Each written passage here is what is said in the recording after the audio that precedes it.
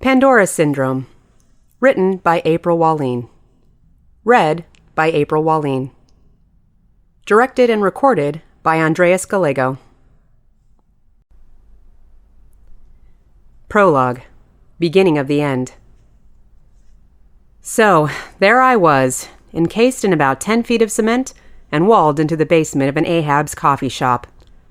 Being buried alive was just about as much fun as you would think.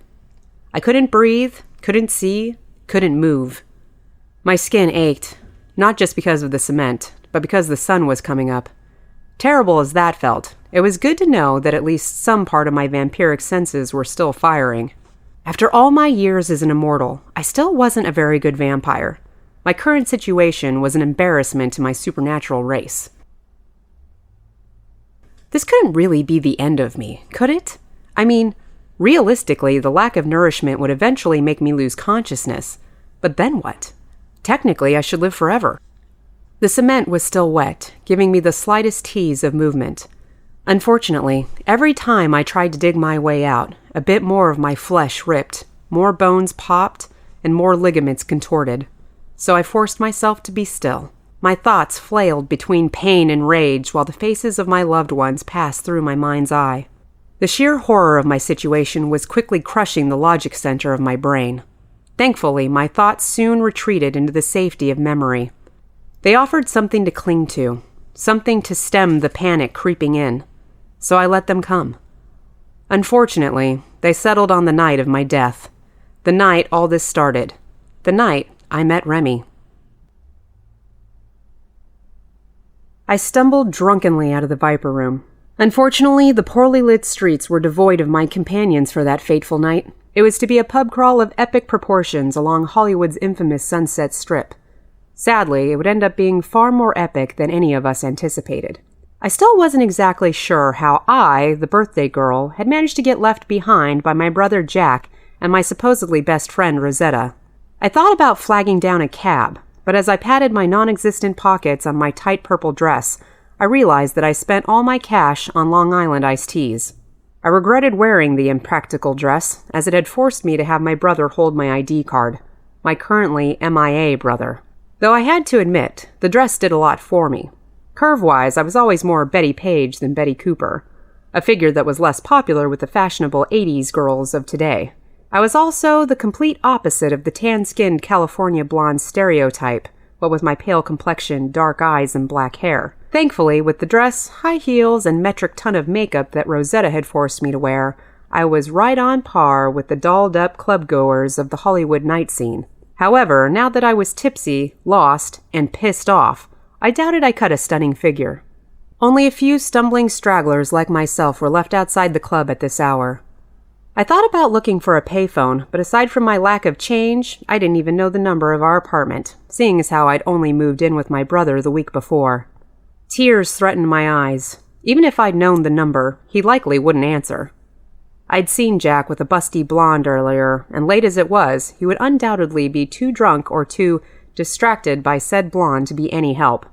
So I doubted there was any way short of magic to conjure up my asshole sibling.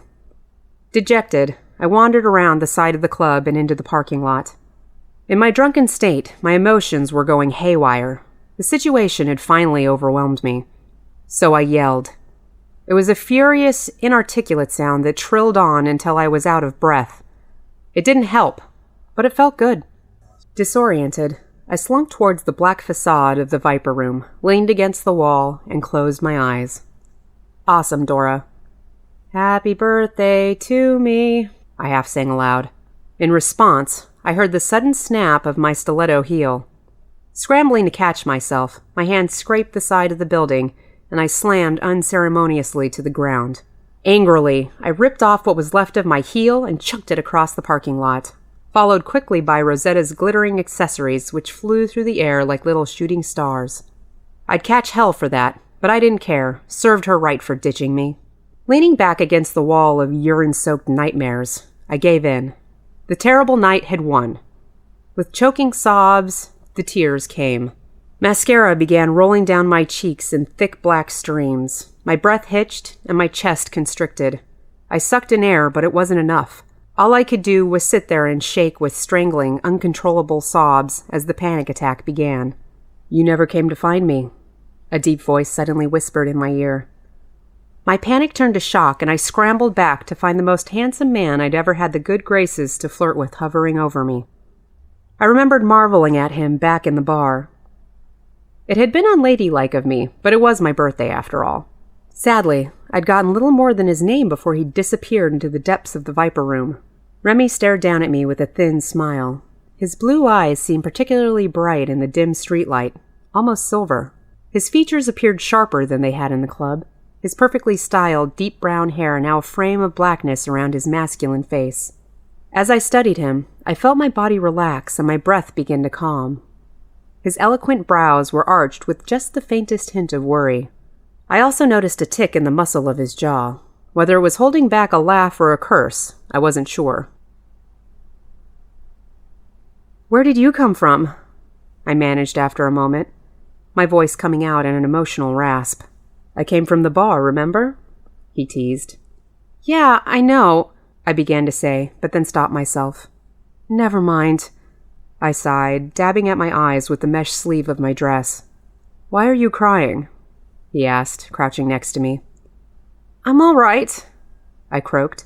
"I did not ask if you are all right. I can see that you are not," Remy replied with a cool voice. I shivered a little at the sound. I asked, "Why are you crying?" "Right," I sighed dismally. I looked up into his eyes. They were understanding and calm, making me feel like I could tell him anything. Unfortunately, instead of calmly stating my situation, my words poured out of me in a flood of verbal incontinence. "Well, I got ditched by my brother. I don't have money for a taxi. My makeup's a mess. I broke a heel. I lost my friend's earrings." Remy just stared down at me. "And now you think I'm a hag."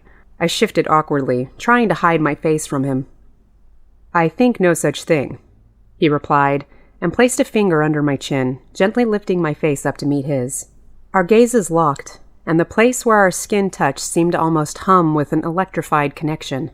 I felt inexplicably drawn to him. His eyes fell to my lips then, and my blood heated. "Listen, I could give you a ride," he told me with a scoundrel's curve to his lip. The logic center of my brain fired up then. Captivating or not, Remy was a stranger, and I was staggeringly drunk.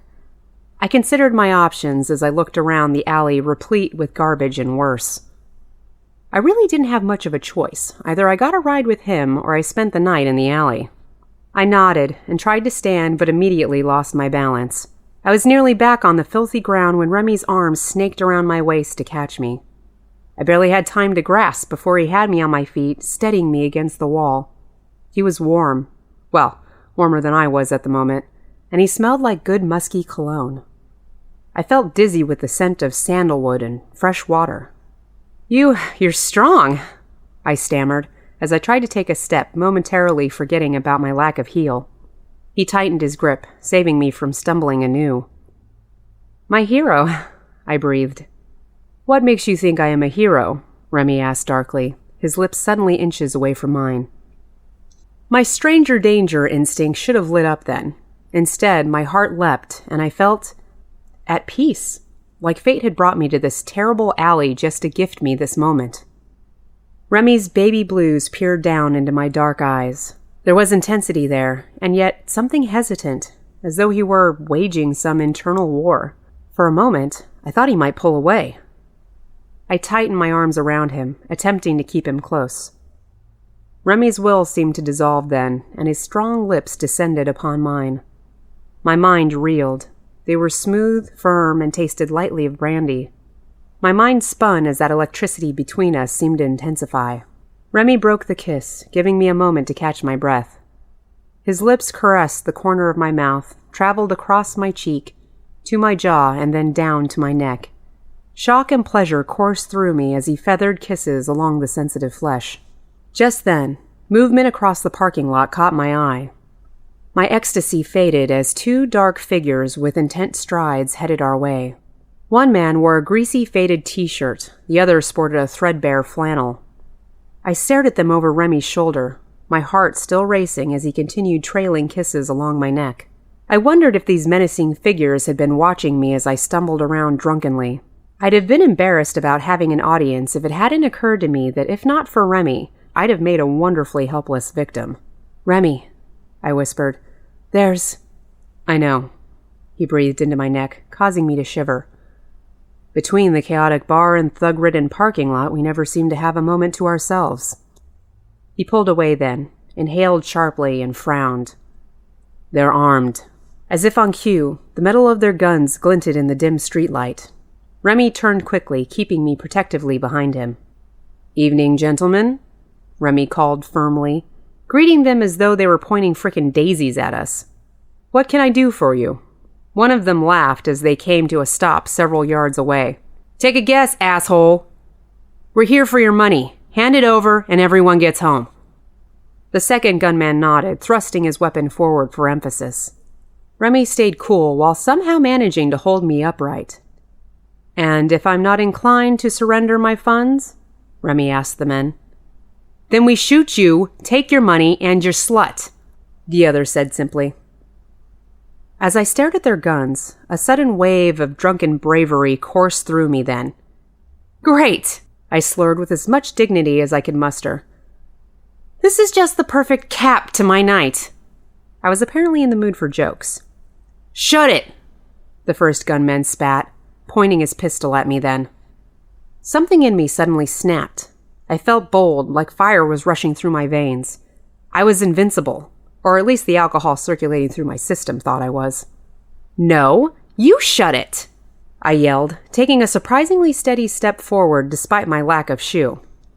"I've had an epically shitty birthday and you clowns aren't helping. So go play somewhere else before someone gets hurt." Remy glanced back at me with a raised brow and a smirk, looking amused by my little outburst. The muggers just stared. "Besides," I said, continuing my belligerent eruption, "I don't have anything to take. Do you see any pockets on this outfit?" The robbers seemed confused by my blatant disregard for their guns. To be honest, I couldn't tell you why they didn't scare me. It's like I suddenly thought I was Wonder Woman or something. "You'd better get control of your bitch," the gunman in the flannel said with an angry spray of spittle. I realized then how manic he was. I'd made a mistake. The guy clearly wanted to pull the trigger, regardless of whether or not we gave him anything. I pulled on Remy, wanting him to leave with me, but he was solid as a statue, stopping me in my tracks. Flannel tracked me with his gun, ready to fire.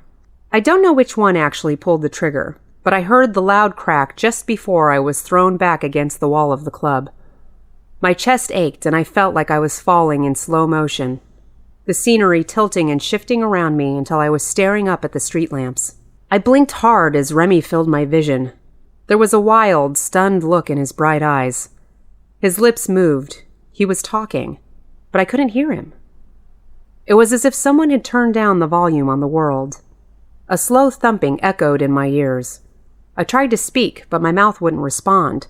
I was cold, and my vision was going blurry. I finally managed to read Remy's lips. He was telling me to keep looking at him. Despite his urging, my head tilted down and I saw the bloody flesh where my chest used to be. My head swam in horror, and everything went dark. Yep, I died behind the Viper Room before River Phoenix. There may not be much I can say about my death, but I had that little claim to fame. Remembering how my lifeblood had pooled out around me all those years ago made me reassess my situation. I might have been walled up in a coffee house basement, but I'd been through worse. I steadied myself, and logic finally came. The cement was hardening around me, but my tomb was just that, a place for me to be held. It was likely that this entrapment couldn't kill me. Even if my lungs and heart stopped, none of which sounded pleasant, it might not end my potentially eternal existence. I mean, at least nobody was there to stake me, burn me, or chop off my head. However, there was a far worse option than dying. Dying again, I guess. The horrifying truth was that I could potentially live out eternity in a cement coffin. Had I just discovered a 10th level of hell? You would think that having been a vampire for decades, I wouldn't have been so easily tricked into this situation. Then again, I'd spent most of my eternal life largely ignoring the supernatural world and clinging to a layabout existence. To be fair, it's not like I'd ever even given much thought to joining the ranks of bloodthirsty night stalkers. I'd never wanted to join a coven or revel in bloodlust. I'd liked being human, and I'd managed to cling onto my humanity like a security blanket. I contemplated my past, who I'd been, the decisions I'd made, the people I'd loved, the ones I'd let down through the years. And in the end, I didn't think I was that bad a person. All I'd ever really wanted, even after becoming a vampire, was to play video games with my friends. That was my usual, most natural state, shooting hordes of bad guys with a controller in my hand and a friend at my side. It seems trivial, but it was heaven for me. All I'd ever wanted. Oh, and not to be buried alive. That wasn't too much to ask, was it? Ignoring the strange absence of air in my lungs, I forced myself to put away the self-pity and continued retracing my steps. Maybe the answer to my current plight was there somewhere.